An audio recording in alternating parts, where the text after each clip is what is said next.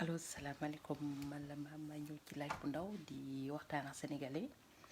di jox benn message bu ndaw Yakham Mbaye bi nga xamante ne nee nañu dafa fay 20 000 euros pour ñu mën a agresser Kiss Fof donc maa ngi xaar gars yi dugg ñu mën a partager vidéo bi benn message rek bu ndaw rek laay wax Yakham Mbaye parce que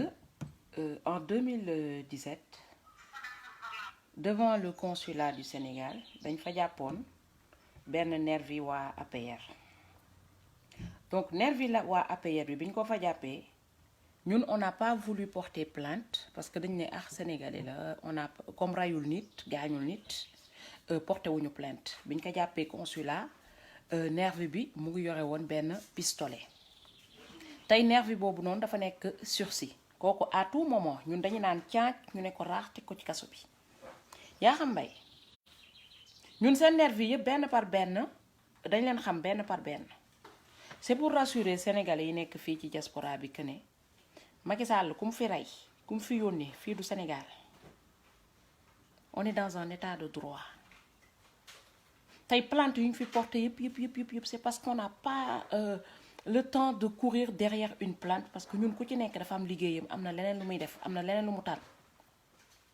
ni ko noonu bu ñu amoon envie plainte yi aboutir day aboutir tey dafa am plainte bu ci gën a boo xamante ne boobu noonu dañ ko doon wocc muy nelaw rek mooy Yakham Mbaye seen nervi bii nii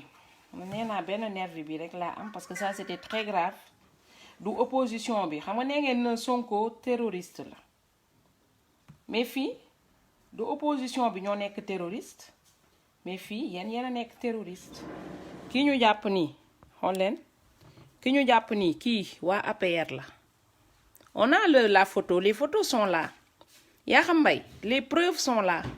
xam nga ngeen di bandi nee naa leen bandi woyooyu maamam bandi goo leen de da ngeen di door tey bi ñu ne opposition ba léegi amul benn opposant bu ñu jàpp fii Paris ak pistolet ak paaka ak jaase xam nga nee ngeen Sonko terroriste la mais Sonko yónnewul kenn yónnewul ay nit yu nekk ci diaspora bi ñu yore ay pistolet le gars il est de APR te xam nga preuve à l'appui gaan bi dinaa leen won preuve à l'appui balaa muy commettre connerie bii nii la veille il était avec Macky Sall gaan bi il était avec Macky Sall tey lii dinañ ko jox on va l'envoyer à des journalistes français yoo xamante ne ñun suñuy xamee lañu gis nga gars bi ñu jàppax pistolet bi la veille il était avec Macky Sall kii moom la ñu jàppoon ambassade consulat du moins mu yore woon paaka yore pistolet kii mu ngi dox parce que ñun la neex ñun sénégalais yi nekk fii ci diaspora bi c'est parce que ça nous plaît mais bu ñu bëggoon ñu nit ñu tëj ko ne ko ràpp tëj ko ci kaso bi dañ koy tëj tout de suite tey nag président de la république ci lii la war a wax ça on va en parler bii dossier dañ ko waccoon muy nelaw rek parce que góor gii nii dañu xam ne sénégalais la nekk immigré ñëw daan si fi dooleem buñ ko tëjee tey ay njabootam mooy ñàkk moo tax topp ñu woon plainte bi te j'espère que bu dégloo message bi bu baax a baax moom dina ko leer ne bouton bi la ñuy bës fii Macky Sall amu fi benn dogal bu muy joxee nit arme ne ko demal tiire ci ay nit muy tiire ci ay nit da ngeen di dafa goo leen les preuves sont là yi nga tey même si l'état est complice tey buñ ko joxoon journaux yi ak médias yi yëpp ñu diffuser ka parce que gaañ bi naa woon photo bi parce que maam day garder ay archives di ngeen gis ni yëpp conneries yi ngi ñuy def nii yëpp waa APR yi ñuy def fii yëpp dama am archive bi yi nga c'est la même personne maa leen koy won ngeen wanaat ko ngeen xool bu baax kanam gi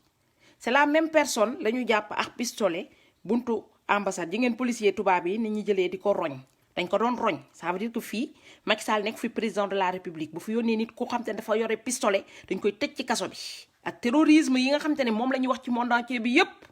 mu tollu fële Sénégal di armer ay nit pour ñu attaquer ay nit loolu terrorisme la lii Macky Sall moo ko def nit kaa ngi nii xool leen dama koy zappé ngeen di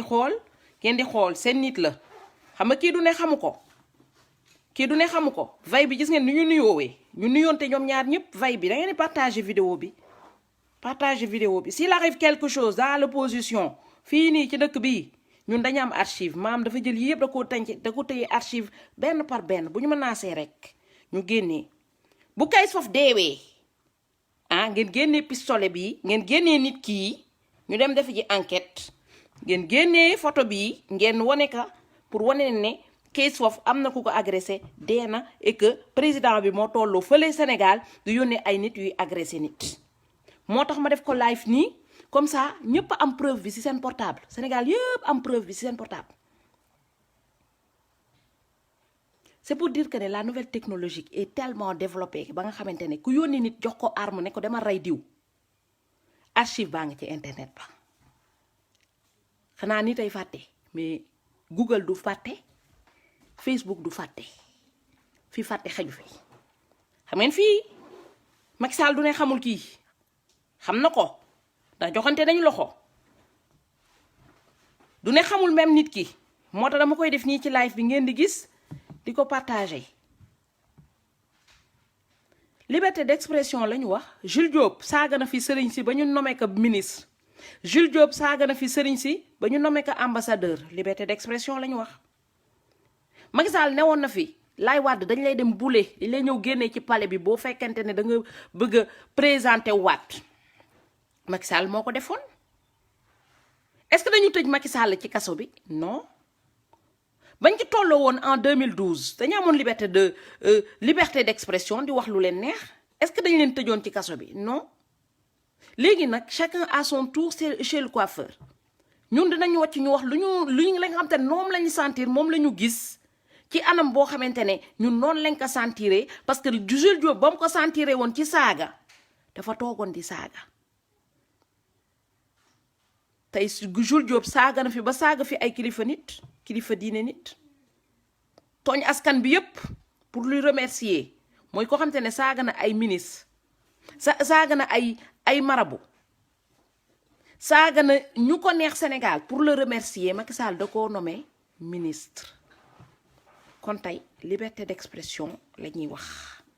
mu neex leen mu nakari leen yéen Laay Wàdd sax moo leen gënoon démocrate ndax Macky Sall ba nga ne da ngay dem jëli ji Laay Wàdd ca palais ba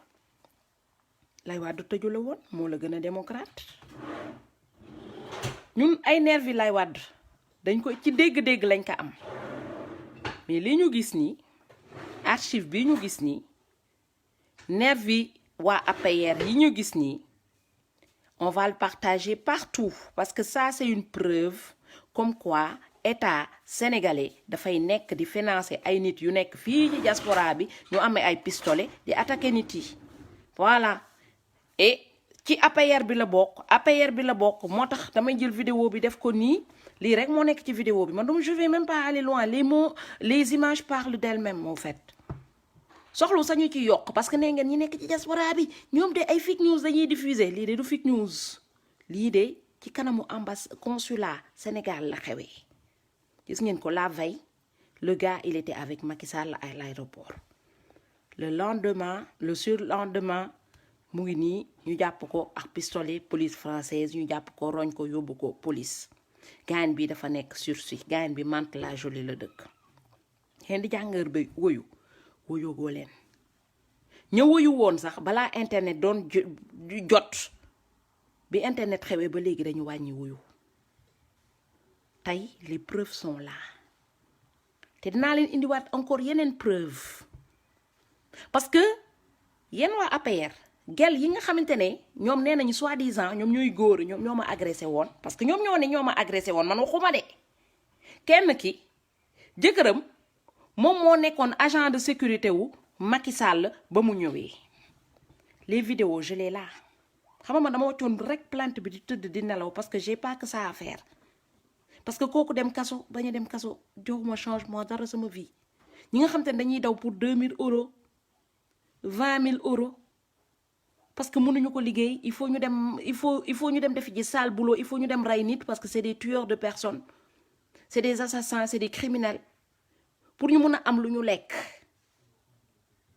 gel yooyu noonu pour ñu xeesal parce que ñoom nee na ñoo fi toj ñoom pour ñu am lu ñu xeesal pour ñu am lu ñu lekk pour ñu am lu ñu sañse pour nit yi xool leen il faut ñu dem agressé wala ñu xeex ndax Macky Sall da leen di fay àdduna nag da leen yaragul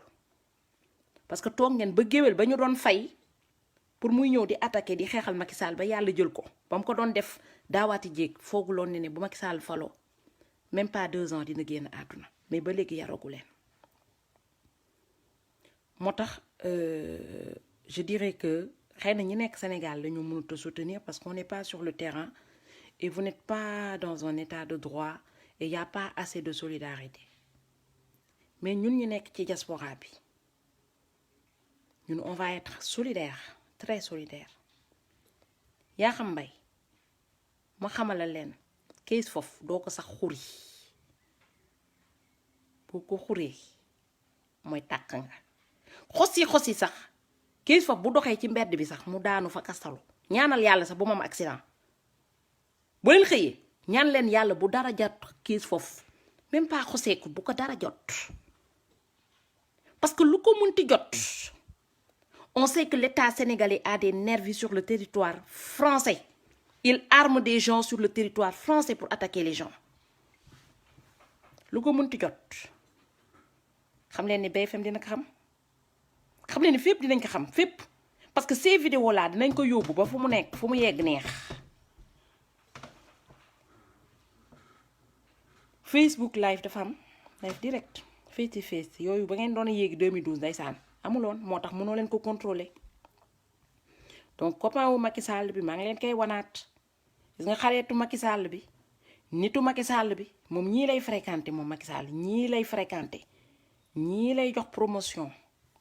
ñi nga xamante ne xool leen ka gaañ bi mu ngi nii dafa sew moom rek laa gis ku sew di sol blazer copain wu Macky Sall bi c'est le seul ñi sew ñu day ñi moom yëpp amul kenn kuy sol blazer ñëpp près du corps xooleen ko muy nuroo ndrenko boobu noonu moom rek laa gis mais c'est pas très grave parce que ku nekk ak guwam mais gis ngeen ko copain Macky Sall la moom lañ jàpp mu yore pistolet yaa xam mbay seen kii boobu noonu seen agent de sécurité bi seen agent de sécurité boobu noonu te mu nekk Toulouse la nekk jabaram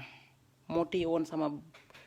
perruque bi dama amuloon temps rek amu woon seen temps parce que dama ko con standby jot bi sax parce que gisuma lu may apporter parce que da ngeen ndóol c'est que problème bi sax bu la amoon xaalis ma mën toog sax ne damay dem perdre sama temps dem porter leen plainte mais problème bi mooy ñi Macky Sall di fay boo leen demee tribunal amuñu lu ñu lay dédommagé moo tax man nii gis ni maam sax sonalu ci boppam parce que ñooñu seen bopp yi ñoro di ba nga xamante ne tubaab bi soxlawu leen kenn soxlawu leen ci liggéey ndax mënuñu dara ñooñu bu ma demee ñoom tribunal je perds mon temps moo tax plainte bi nekk standby ma plainte ko topp ma ko faalewu ma ko di continuer di dox sama dox xam ne bu dee greffage boobu rek bu fekkee ne vous n'avez pas les moyens de vous payer des greffages parce que may naa leen woon perruque gratuit ndax mënoo leen ko jëndal seen bopp ba pare comme agression boobu permettre loon na woon ngeen am salaire ndax amoo leen liggéey da ngeen ndóol ñii ñoo nekk sénégalais yoo xam ne nañ nekk ci kaaw bi ndeysaan ñii lañ doon wax ne ñii ñoo doon jaay seen mbokku sénégalais yi daal ci temps wu esclave bi mooy ay descendant wu Samba War ngeen leen na c'est des cons yoo xamante ne dañ leen di fay pour ñu rey seen moromu sénégalais seen moromu africain moo tax bu ma gisee waa APR naan nous on va être panafricain dañuy dem xeexi panafricain yéen da ngeen xam lu panafricain le mot panafricain dafa bokk ci seen cerveau yéen panafricain dafa jaar ni seen cerveau dérangé boobu nga xamante ne xamu sax lan mooy panafricain boo nga xamoon panafricain seen président du leen jox pistolet pour ngeen dem di attaquer ay sénégalais ngeen di attaquer ay sénégalais vous êtes très mal placé ngeen naan police tubaab yi dañoo raciste sax dañoo raciste dooméram yu mel ni yéen fu ñu jaar raciste sax yéen tubaab yi bëgguñu leen gisoo benn français boo xamte ne non tubaab moo bëgg xeetam Macron jëlul ay pistolet ni nañ dem rey ji ay français yu nekk Sénégal ah non ñun ñooy jël suñu mbokk suñu président mooy fay ay nervi pour mu ñëw rey ñu ñun sénégalais ñun sénégalais. Et vous dites que vous êtes une fierté pour l'Afrique, vous êtes de la merde, oui. lu ma leen bëgg a wax xeeb ko moo tax moo fi gisee benn waa APR naan day dem ci marche boobu noonu di xeexal benn policier bu rey diw yéen waroo leen wax vous devez même pas parler vous êtes de la merde pure merde vous êtes des traîtres yéen naan da ngeen dem di marche moo tax ma dégg kooku noonu dinaan moom moo fi représenté lëg Marème mu ne day demoon na ca marche africain yi ba dem na sax selfie na fa lii lañ leen di selfie seen ndey ngeen xam lii lañ leen di selfie seen ndey mooy seen jëf yu bon yi ngeen nekk di def ci diaspora bi au lieu ngeen dem wuti ji liggéey góor yu ñàkk cucu ñàkk fayda ñàkk jom bay bëgg a dee jigéen yi fu ñuy xëyee di liggéey ñu ngi xaar Macky Sall jox leen benn petit 20 000 euros 5 000 euros ñu naan dañuy dem di rey ji nekk criminel à 2 balles oui con que tu es xanaa xamoon ni rue ba ngay taxawoon rek yore pistolet foofu yëpp c'est sous vidéosurveillance quel débile mental ba mu xoolee xanaa tubaab yi nga xam te ne sax dañuy def genre yi sax dañ koy def sax ci anam boo xam te ne kenn du leen jàpp mais vous êtes tellement con vous êtes tellement bête ba foo leen jaar seen connerie sax da nga fay wàcc trace xool leen mënoon nañu yónni keneen sax ne de keneen sax jox ko keneen sax nekk di yëre pistolet bi mais ka nekkoon nag moom ca vay bi lañ jox pistolet ne ko am crime sax mënoo leen ko def des criminels à 2 balles man maa leen di yar yéen comme seen ndey yi jàngaluñu leen liggéey ba leen ñëwee ci kaaw bi yéen a ngi xaax ñii Macky Sall ban liggéey nga bëgg ñu defaral da nga bëgg ñu dóoral la maaw ñu yónni leen wari leen ngeen di rappar ñàkk ful la bay bëgg a dee maa ngi xaar nag prochaine fois yaa xam mbay prochaine fois con que tu es Sénégal problème yi fa am yëpp nit yi di dee ndax benn ordonnance am ñu sax lu ñu jëndee Doliprane nga naan connard que tu es tu n'as même pas honte naan da nga yónnee 20 000 euros pour ñu dóor benn nit parce que lan parce que ñun bu ñu yéegee ñun l'argent du contribuable dootoo leen ko jëlati naan da ngeen koy doxaane wala da ngeen dem def ci shopping bu amee ki mérité des fessées c'est vous bande de connards xanaa loolu sax 20 000 euros yooyu boo leen ko jëloon faj ko lëg Marème dina gën a wër bande de connards ñaata nit ñoo am problème Sénégal amuñu lu ñu fajoo yaa xam mbay amul dara lu muy def naan day yónnee ay 20 000 euros pour ñu dóor nit xamoo leen ne yéen seen archive mu ngi fi foog naa ni seen archive bi xamoo leen woon ni mu ngi fi maam daf koo jël téye ka man bu ma doxee ci mbedd bi sax lu ma xosi man dama ko jox sama jëkkër jox ko sama mbokku jëkkër yëpp képp ku ma xam mu nekk tubaab parce que yéen tubaab moo leen di yar du nee ngeen Charlie ngeen moo tax lu waaw Charlie la ñuy appliquer léegi tubaab moo leen di yar respecté woo leen ñu ah dinañ yóbbu seen Charlie yi nga xam te ne fa ngeen di roñee ah ñu war leen nu ñuy tàppee taat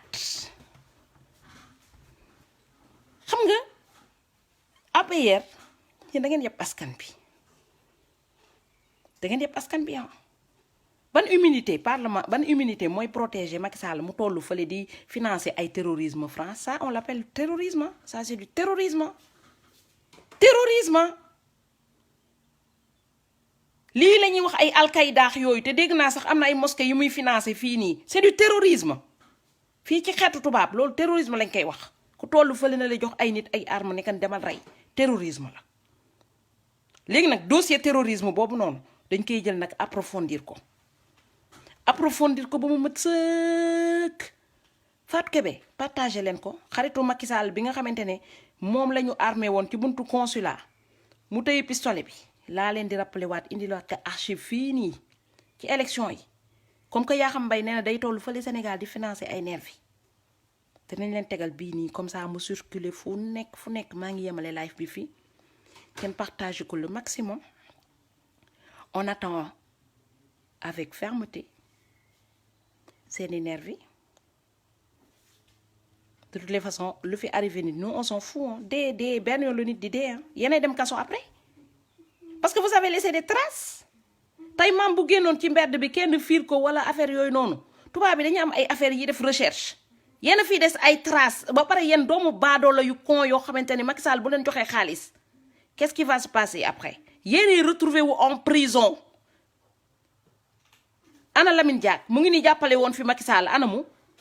ngi nii prison loolu rek war na leen a ubbi seen bët yi bu baax a baax pour éviter que certaines personnes fassent des conneries avec Macky Sall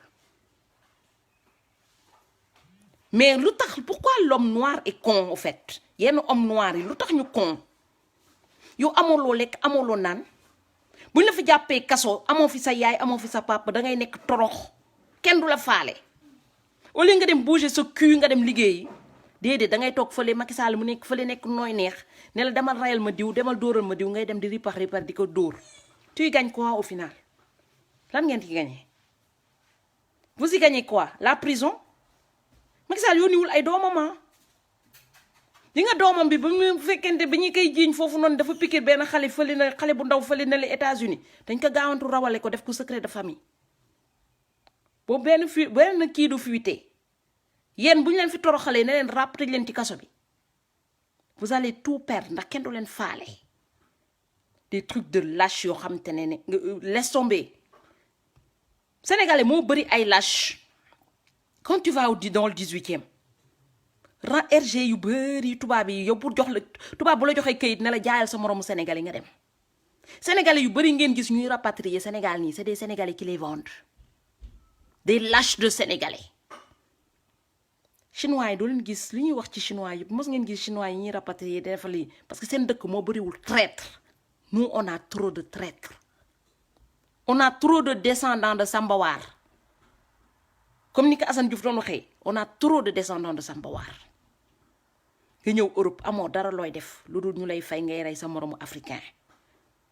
avec ça ngeen foog ne tubaab bi pour ñu noot ñu du yomb day yomb torop ñun dañ ko yombalal affaire bi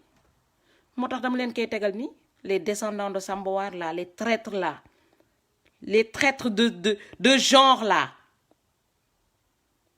xool leen rek xool leen wóoram ni góor yëpp dañ leen di juutala ñoom ñëpp xool leen rek man dama xamul lu tax Macky Sall mënul recruter nit ku baax mais nit noo mel rek noonu ngay attirer ay nitam la moo tax Macky Sall mënul avancer ak nit ñu baax ñoo xam te ne ñii au moins bu taxawee nuyu leen ñu xam ne président de la république la xoolee leen ma Ndranko bi rek c'est le seul boo xam te ne dijj na mu ngi sew ba day ni Cinkeleng di sol blazer ñu day ni moom yëpp près du corps la ñuy sol tellement qu'il est abruti xoolal sax liy jaar ci monde bi nii liy avancé ak fi monde bi toll non mais APR maa leen sipp maa ngi xaar ba prochain APR bi dem taxaw rek naan day xeexal Afrique prochain africain buy taxawal di xeexal Afrique rek lay xaar j'attends ce jour là avec fermeté parce que dégg naa kooku tudd xawma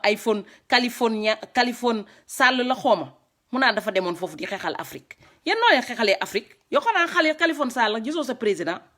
t'as pas vu ça là yow sa président mooy jox ay pistolet ay nit ñuy dem rey ji ay africain xool leen c'est pas la honte police française ñëw jàpp nervi boo xamante ne nervi APR la liy rusluwut ci yéen te moo leen lenn gaan bi mu ngi continuer di topp Macky Sall matin midi soir saay bu ñëwee amoo leen sax jom man bu ma toogoon bañ may jàpp parce que damay dem di bu war a rey sama moroomu sénégalais nañ ma fa rey mais jom amoo leen ka góor yoo xamante ne au lieu ngeen dem wuti ji liggéey am gagné seen xaalis dignement ngeen bëgg a nekk ay nervi à 2 balles affaire à suivre. Bonne soirée tout le monde.